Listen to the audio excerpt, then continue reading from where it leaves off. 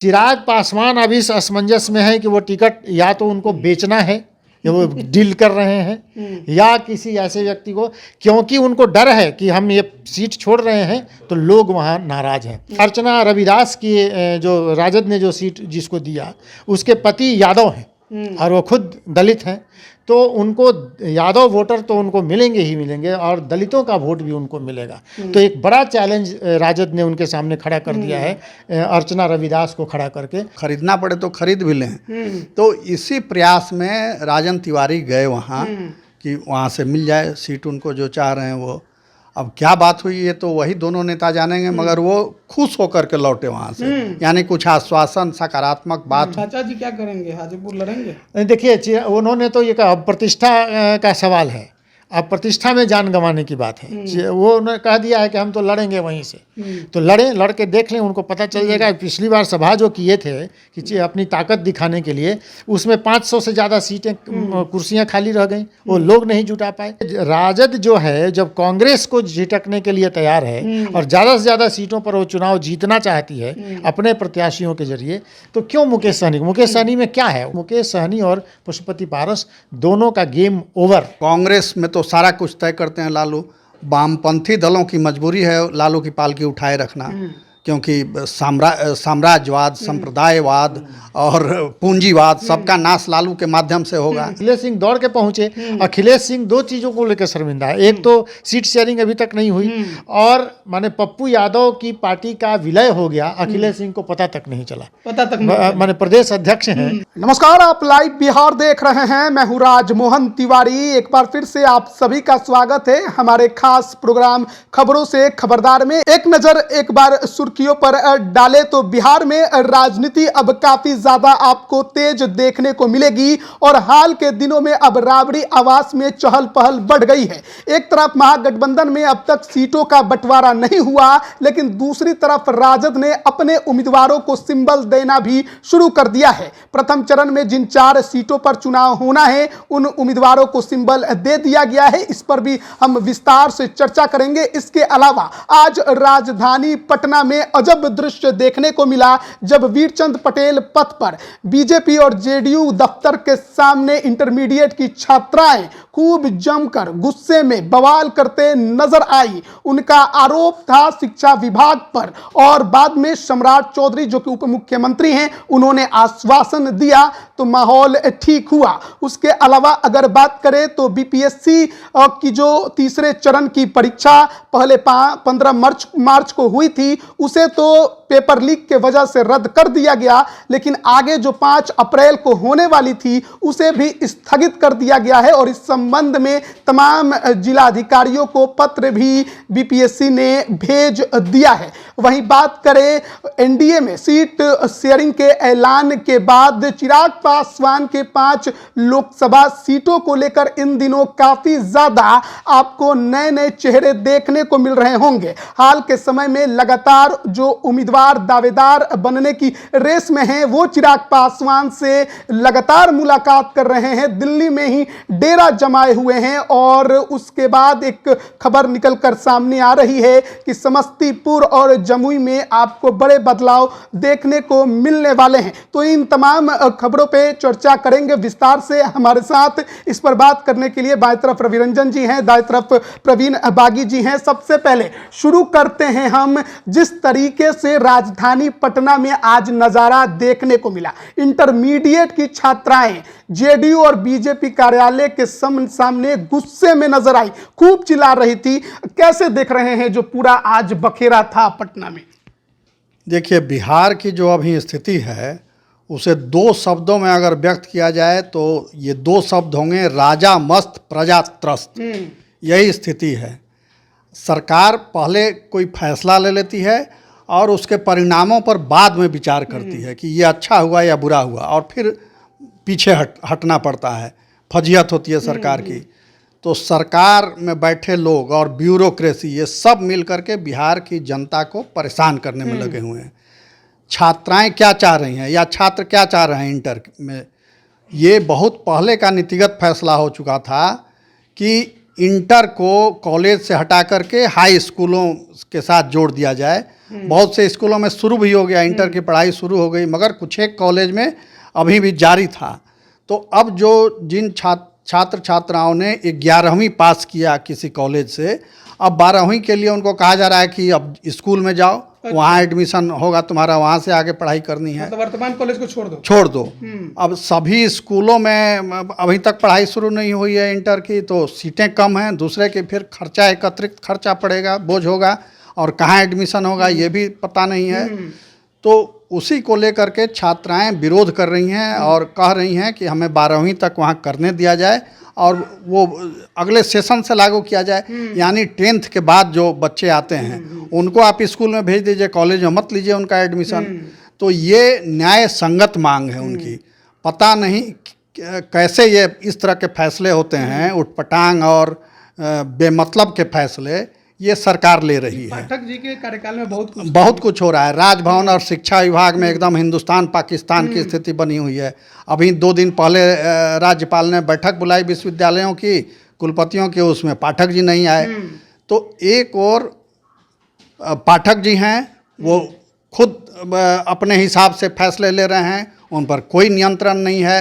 मुख्यमंत्री, उप मुख्यमंत्री सब ने घोषणा की सदन के अंदर कि उन स्कूलों का टाइमिंग चेंज किया जाएगा, वो नहीं करवा सके। अभी पाठक जी की ये हैसियत है कि सरकार उनके सामने, बिहार सरकार बौनी साबित हो गई है। राजभवन नाक रगड़ रहा है कि राहत दिलाओ, मगर वो नहीं हो रहा है। वेतन रुका हुआ है विश्वविद्यालय के शिक्षकों का, कुलपतियों का, कर्मचारियों का, बैंक अकाउंट उनका बैन कर दिया गया है, शिक्षा विभाग की ओर से रोक दिया गया है ऑपरेशन। तो ये स्थिति है। अब एक दूसरा उदाहरण आप देख लीजिए। अभी बिहार में रजिस्ट्री का रेशियो गिर करके 10% हो गया है। अच्छा। पहले जहां पटना में 500 के लगभग रजिस्ट्रियां रोज होती थी जिले में, जमीन की खरीद बिक्री, अब मुश्किल से 50-60 हो रही है। इसकी वजह यह है कि रजिस्ट्री के नियम बदल दिए गए। अब ये होगा कि जिसके नाम से ज़मीन है वही उसको बेच सकता है, दूसरा कोई नहीं बेच सकता है। मगर बिहार में ट्रेडिशन ये है कि दादा परदादा के नाम से ज़मीन है, वो चली आ रही है वैसे ही, कोई खाता अपडेट नहीं कराता है। पारिवारिक बंटवारा हो गया, उसके हिसाब से लोग अपनी ज़मीनें पर अपना हक लेकर के खेती बाड़ी करते रहते हैं। तो ये फैसला निश्चित रूप से अच्छा है, क्योंकि जिस हिसाब से ज़मीन के विवाद बढ़ रहे हैं उसमें इससे बहुत कमी आएगी, राहत मिलेगी। मगर ये फैसला तब लेना था कि जब आप सब ज़मीनों का खाता अपडेट कर देते, अभियान चला करके उसके लिए, और जगह जगह शिविर लगा के, जो अब सरकार कर रही है वो कर लेते, फिर एक डेट निश्चित होता कि इस डेट से ये लागू हो जाएगा। मगर वैसा नहीं हुआ। अब जबकि रजिस्ट्री पर रोक लग गई तो सरकार में अफरा तफरी फैल गई कि रेवेन्यू बंद हो गया आना। शराब आप पहले ही बंद कर चुके हैं, वहाँ से रेवेन्यू आता था, मोटा रेवेन्यू, वो बंद हो गया। ज़मीन की खरीद बिक्री से मोटा रेवेन्यू आता था, वो भी बंद हो गया। तो सरकार के हाथ पांव फूले। तब फिर राजस्व विभाग को कहा गया, भूमि सुधार राजस्व विभाग को, कि आप जगह जगह कैंप लगा के ज़मीन का खाता अपडेट कीजिए। तो ये हालत है, माने उल्टे सीधे फैसले हो रहे हैं और किसी को परवाह नहीं है। आज बेगूसराय में दिन दहाड़े बीच बाजार में 2 मंजिला पर स्थित HDFC बैंक को चढ़ के लुटेरों ने लूट लिया और चले गए आराम से। रोज घटनाएं हो रही हैं, लूट की, हत्या की, गाड़ियां उलट रही हैं, कहीं कुछ हो रहा है। ये सुशासन की सरकार है। दावे बड़े बड़े किए गए थे, तो सब नेता अभी चुनाव में व्यस्त हैं, जनता से किसी को मतलब नहीं है। खुद कई दिनों बाद आज पटना लौटे हैं और कैसे सीट अधिक से अधिक जीत जाएं, कैसे राज सुख फिर भोगें, इसी की चिंता में लगे हुए हैं। जनता की चिंता किसी को, ना पक्ष को ना विपक्ष को, ये सच्ची बात है। और देख लीजिए कि भाजपा ने क्या किया। जो राज ठाकरे बिहारियों को और यूपी के लोगों को गाली देता है, मारता है वहाँ बम्बई में, उसी राज ठाकरे से समझौते की बात चल रही है। तो अब बिहारी क्या करेगा? एक तरफ भाजपा को वोट देगा कि राज ठाकरे से डरेगा, पिटाई से डरेगा, क्या करेगा? तो ये असमंजस की स्थिति है। यानी सत्ता सुख सर्वोपरि हो गया है आज के राजनीतिक नेताओं के लिए। बिल्कुल ये स्थिति है। तो बिहार एक समझिए कि क्योस की स्थिति से गुजर रहा है। अब इससे कैसे निकलेगा? किसी के पास कोई ब्लूप्रिंट नहीं है, कोई योजना नहीं है, कोई नीति नहीं है। सब मस्त अंत हैं में तो अपने फिर वही हो जाएगा ना चुनाव। छात्राओं ने ठीक किया, आज जदयू कार्यालय घेरा, उसके पहले मुख्यमंत्री आवास पर पहुंची थी, न्याय नहीं मिला, फिर जदयू कार्यालय घेरा, आज भाजपा कार्यालय भी घेरा। तो खैर इसमें धन्यवाद के पात्र हैं उप मुख्यमंत्री सम्राट चौधरी कि वो बाहर आए कार्यालय से, छात्राओं के बीच गए, उन्हें आश्वासन दिया कि हम आपकी जो समस्या है उस पर विचार करेगी सरकार और सही फैसले लेगी। सवाल तो ये भी है कि डिप्टी सीएम की फिर बात अपर मुख्य सचिव मानेंगे कि नहीं मानेंगे? यही तो संकट है, यही संकट है। ये तो विधानसभा में भी घोषणा कर चुके थे मगर हुआ नहीं लागू। मुख्यमंत्री घोषणा और शिक्षा मंत्री नए बने हैं, ये 4 दिनों से ये हंगामा हो रहा है पटना में, रोज छात्राएं निकल के सड़क पर घूम रहे हैं। तो शिक्षा विभाग क्या कर रहा है, शिक्षा मंत्री क्या कर रहे हैं, गोलमोल जवाब शिक्षा मंत्री ने आज दिया। तो ये इस तरह से आप समझिए कि कैसे सरकार चल रही है। चलिए अब क्योंकि लोकसभा चुनाव नज़दीक है तो अब बातचीत राजनीति पर भी कर लेते हैं, क्योंकि देखिए एक तरफ एनडीए में सीट शेयरिंग तो हो चुकी है, उम्मीदवार तय किए जा रहे हैं, लेकिन महागठबंधन में अब तक सीटों को लेकर कुछ भी कंफर्मेशन नहीं है। लेकिन बावजूद इसके राजद के तरफ से सिंबल बांटना शुरू कर दिया गया है, 4 सीटों पर सिंबल बांटा गया है। इस पर जानकारी लेंगे। रवि रंजन जी कैसे देख रहे हैं पूरा जो मामला? नहीं, ये तो राजद ने एक तरह से अपने गठबंधन में एक प्रेशर पॉलिटिक्स जो उनकी है वो शुरू कर दिया है। उनको ये था कि सीटों का बंटवारा हो जाए। कांग्रेस अड़ी हुई है कि 10, 11 या 15 सीटें लेंगे, इससे कम नहीं लेंगे। राजद उतनी सीटें उनको देने के लिए तैयार नहीं है। उधर भाकपा माले को भी ज़्यादा सीटें चाहिए। सीपीआई भी 2 माने सीपीआई और सीपीएम, सीपीआई 2 सीट मांग रही है। तो राजद इससे असमंजस से निकलना चाहती है। राजद ने कहा कि तुम नहीं करोगे तो लो हम अपना 4 ठो हम घोषित कर दिया। उन्होंने गया की सीट, नवादा की सीट, औरंगाबाद की सीट और एक जमुई की सीट, इन 4 सीटों पर अपने प्रत्याशी घोषित कर दिए। अब इसका प्रेशर कांग्रेस पर पड़ना चाहिए, नहीं पड़ेगा। कांग्रेस अखिलेश सिंह तो भागे भागे पहुंच गए। हाँ, मैं अखिलेश सिंह दौड़ के पहुंचे। अखिलेश सिंह 2 चीज़ों को लेकर शर्मिंदा है। एक तो सीट शेयरिंग अभी तक नहीं हुई, और माने पप्पू यादव की पार्टी का विलय हो गया, अखिलेश सिंह को पता तक नहीं चला। पता तक नहीं, माने प्रदेश अध्यक्ष हैं और उनको मालूम नहीं हुआ कि हमारी पार्टी में कोई बड़ा किसी पार्टी का विलय हो रहा है। तो उससे वो दुखी थे, नाराज थे ये कहने के लिए। लेकिन मुश्किल ये है कि कांग्रेस का बॉस लालू प्रसाद यादव है। बिहार में तो लालू प्रसाद यादव ही कांग्रेस के बॉस हैं। वो जो चाहते हैं वही। पप्पू यादव गए, लालू प्रसाद का चरण छुआ और कहा कि आप ही माई बाप हैं। उन्होंने कहा जाओ तुम दिल्ली जाओ, हम तुमको कहते हैं। और जाके दिल्ली में अपने बेटे, माने पत्नी तो पहले से हैं, सब लोग पार्टी में शामिल हो गए, विलय कर लिया और आ गए और ठेंगा दिखा दिया प्रदेश अध्यक्ष को। अब प्रदेश अध्यक्ष भागे भागे फिर रहे हैं, फिर लालू प्रसाद के दरवाजे पर। माने कि सीट शेयरिंग का हो जाएगा, सब कोई मुश्किल नहीं है, हो रहा है। लेकिन क्या हो रहा है, जब तक लालू प्रसाद यादव कहेंगे नहीं तब तक वो नहीं होगा।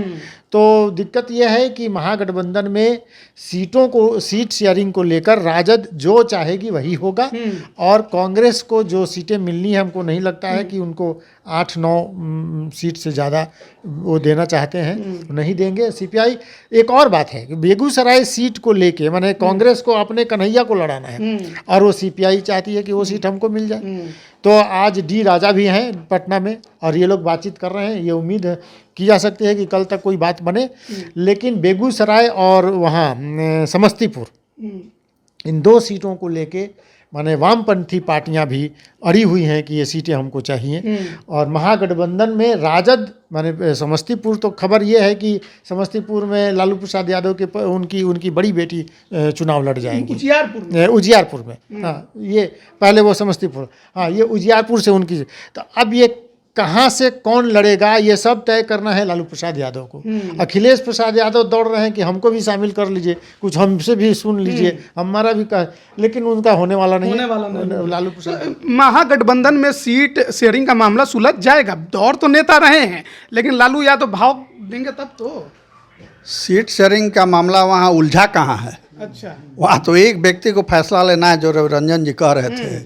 लालू को ही तय करना है, और लालू पूरे फुल फॉर्म में आ गए हैं। वो पुराने स्टाइल में आ गए हैं, और उनकी ये पुरानी नीति रही है, वो गुपचुप तरीके से अपने पार्टी कैंडिडेट को सिंबल दे देते हैं और वो चले जाते हैं। 2019 उसके बाद किसी दिन बैठ करके और घोषणा कर दें कि इस पार्टी को इतना, इस पार्टी को फला फला सीट, इस पार्टी को फला फला सीट। कल तो प्रेस कॉन्फ्रेंस की बात सामने हाँ, आई तो है। वैसे ही करेंगे वो। और उनकी सहयोगी पार्टियों के सामने दूसरा कोई रास्ता नहीं है कि वो नतमस्तक होकर के लालू के फैसले को स्वीकार करें। कांग्रेस में तो सारा कुछ तय करते हैं लालू। वामपंथी दलों की मजबूरी है लालू की पालकी उठाए रखना, क्योंकि साम्राज्यवाद, संप्रदायवाद और पूंजीवाद सबका नाश लालू के माध्यम से होगा, तो इसलिए उनकी पालकी वो छोड़ के जाएंगे नहीं। तो वो जितने सीट देंगे उतने सीटों पर ये लड़ेंगे। ये ठीक है कि दावा ठोक रहे हैं, मगर ये बयान भर है।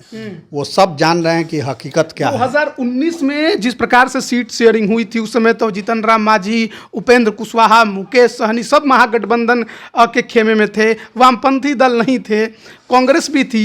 लेकिन जिस प्रकार के रिजल्ट आए थे, शायद अब राजद माना जाए कि फूंक फूंक कर कदम बढ़ा रही है आगे, ताकि किसी प्रकार की कोई समस्या खड़ा ना हो, जीत होनी चाहिए। बिल्कुल, सभी पार्टियों का ध्येय यही है कि जीत हो। इसके लिए तगड़े तगड़े पहलवान खोजे जा रहे हैं जो धन बल, जन बल, हर तरह के बल में मजबूत हों।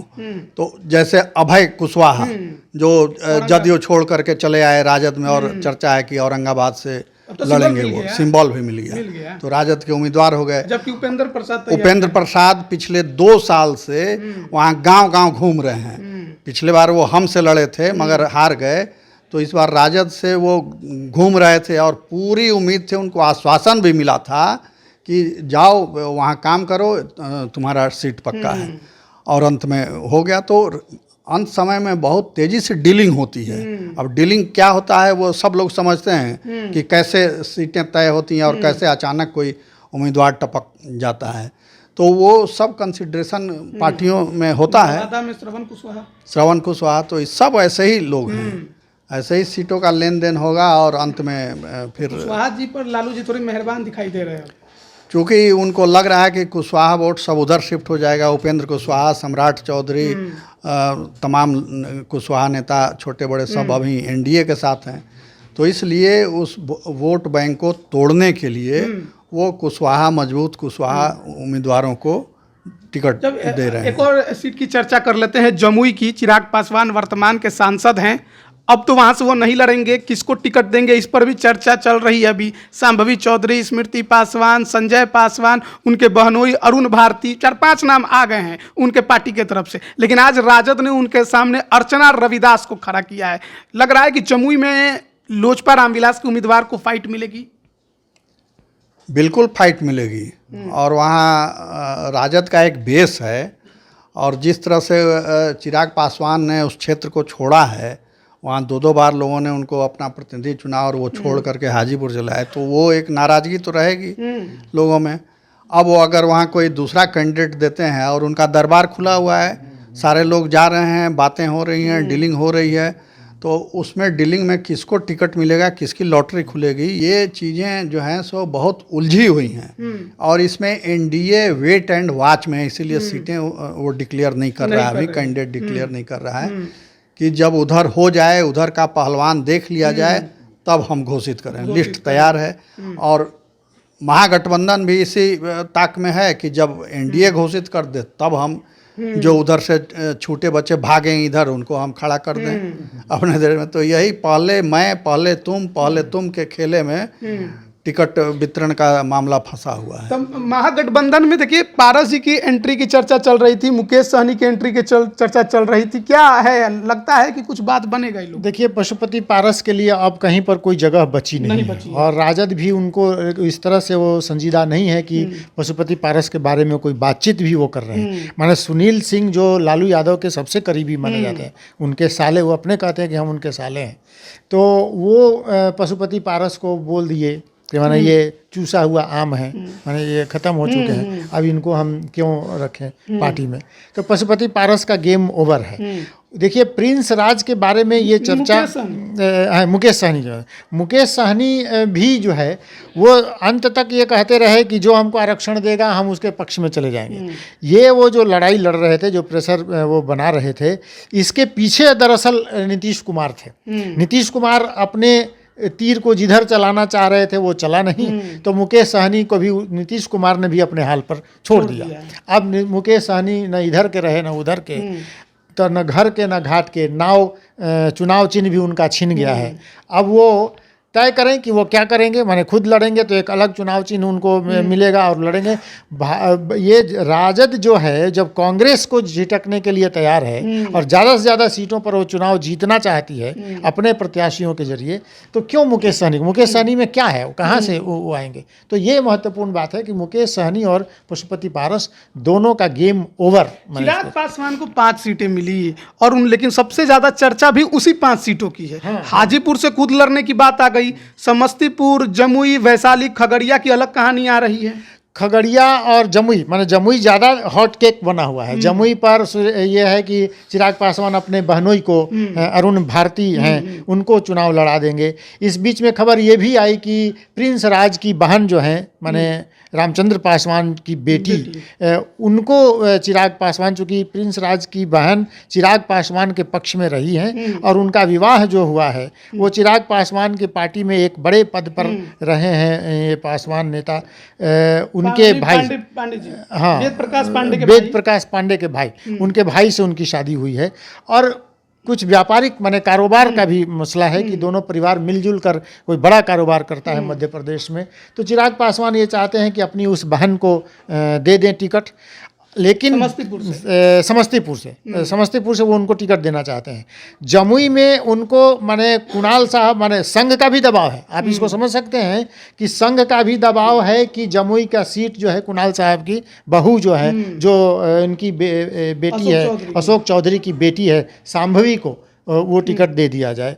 और उधर सारिका भी, स्मृति पासवान भी पहुंची हुई हैं, तो ये DIG उनकी पत्नी है, तो स्मृति पासवान भी पहुंच रही हैं वो टिकट के लिए। चिराग पासवान अभी इस असमंजस में है कि वो टिकट या तो उनको बेचना है, या वो डील कर रहे हैं, या किसी ऐसे व्यक्ति को, क्योंकि उनको डर है कि हम ये सीट छोड़ रहे हैं तो लोग वहाँ नाराज हैं। अर्चना पासवान के पति, ये अर्चना रविदास की, जो राजद ने जो सीट जिसको दिया, उसके पति यादव हैं और वो खुद दलित हैं, तो उनको यादव वोटर तो उनको मिलेंगे ही मिलेंगे और दलितों का वोट भी उनको मिलेगा। तो एक बड़ा चैलेंज राजद ने उनके सामने खड़ा कर दिया है अर्चना रविदास को खड़ा करके।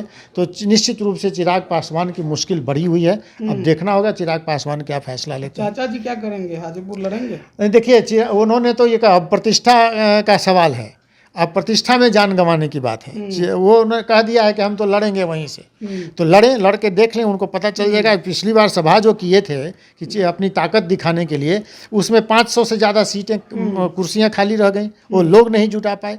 प्रेस कॉन्फ्रेंस जो आखिरी किया उसमें उनके पार्टी के लोग नहीं शामिल हुए और उनके पार्टी के लोग भाग रहे हैं, इधर से उधर टिकट खोजने तलाश रहे हैं। तो पशुपति पारस के पास अब कोई जनाधार बचा नहीं है। वो हाजीपुर लड़ सकते हैं, लड़ेंगे तो उनको पता चल जाएगा। एक आखिरी सवाल लेंगे, जिस तरीके से महागठबंधन में तमाम सहयोगी दल के नेता तो सीट बंटवारे को लेकर आ ही रहे हैं, लेकिन लोजपा रामविलास के प्रदेश अध्यक्ष राजू तिवारी और उनके भाई राजन तिवारी राबड़ी आवास पहुंच गए आज। अब इसका कौन सा राजनीतिक संकेत माना जाए? अभी तो शुरुआत है, अभी देखते रहिए कि नॉमिनेशन के अंत तक बहुत सारे लोग इधर से उधर से इधर आएंगे जाएंगे। तो ये समय है, अगर अभी चूक गए तो फिर 5 साल सड़क पर घूमना पड़ेगा।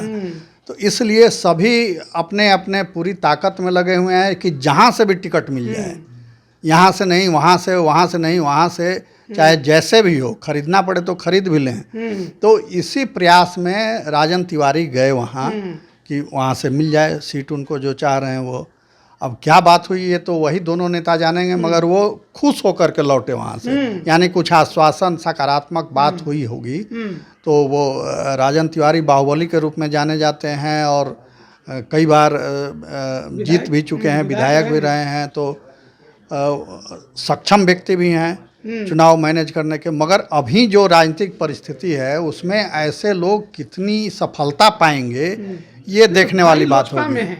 भाई लोजपा में है, खुद राजद से टिकट की खोज रहे हैं, इसको कैसे देखा जाए? हाँ, तो भाई लोजपा में पहले से हैं, प्रदेश अध्यक्ष भी हैं वो तो ये तो लोजपा में रहे नहीं, कभी किसी समय में रहे होंगे, मगर अभी तो लंबे समय से वो एक तरह से टाइम तो राजद में भी थे। हाँ, राजद में भी थे, तो अभी लंबे समय से निष्क्रिय थे वो, किसी दल में बहुत सक्रियता उनकी नहीं दिख रही थी। तो चुनाव के समय सारे राजनेता सक्रिय हो जाते हैं, तो अब वहाँ जा रहे हैं तो ये स्वाभाविक है। परिवार अलग अलग होता है, चाचा भतीजा जब अलग अलग हो जाते हैं तो भाई हैं, तो इसलिए कोई उसमें दिक्कत कोई बड़ी बात नहीं है। तो देखिए राजन तिवारी का राबड़ी आवास में जाना ही अब कहा जा रहा है कि बड़ी खबर है। वाल्मीकि नगर लोकसभा सीट पर उनका दावा माना जा रहा है। अब तय तो लालू यादव को करना है कि वो सिंबल देंगे या नहीं देंगे, लेकिन जिस तरीके से महागठबंधन में सीटों का बंटवारा नहीं हुआ अब तक, लेकिन बावजूद इसके जो प्रथम चरण का चुनाव है 4 सीटों पर, उसके लिए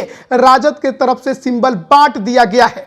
गया से कुमार सर्वजीत पूर्व मंत्री, औरंगाबाद से अभय कुशवाहा, नवादा से श्रवण कुशवाहा जो कि पिछली बार स्थानीय निकाय का एमएलसी चुनाव भी उन्होंने लड़ा था, और जमुई से अर्चना रविदास को उम्मीदवार बनाया गया है। खबर है कि इस बार महागठबंधन में सीपीएम को 1 सीट मिल रहा है। हालांकि चर्चा उजियारपुर की जरूर थी, लेकिन अब खबर है कि शायद खगड़िया की सीट सीपीएम के खाते में जाएगी। बेगूसराय ने मामला फंसा दिया है कांग्रेस और सीपीआई के बीच में। हालांकि इसके अलावे भी कई सीटें हैं जहां मामला अभी भी फंसा हुआ है। अब देखना है कि माले जो 5 सीटों का डिमांड कर रही है उतना मिलेगा, या जो राजद 2 या 3 सीटें देने की बात कर रही है उसी पर टिकेगी। कांग्रेस को 12 सीटें चाहिए, लेकिन यहां पर राजद का साफ कहना है कि विधानसभा चुनाव में आपको ज्यादा सीटें देकर हम नुकसान झेल चुके हैं, इस बार 6 से 7 सीटों से ज्यादा देने वाले नहीं हैं। तो बड़े भाई की भूमिका में एक तनाशाह के रूप में महागठबंधन में राजद ने अपने आप को अभी खड़ा कर दिया है सिंबलों को बांटकर। अब देखिए कि कल प्रेस कॉन्फ्रेंस की बात सीपीआई के तरफ से भी कांग्रेस के तरफ से भी कही गई है, तो क्या सीटों का ऐलान होता है या नहीं। बने रहिए लाइव बिहार के साथ। आप सभी का बहुत बहुत धन्यवाद।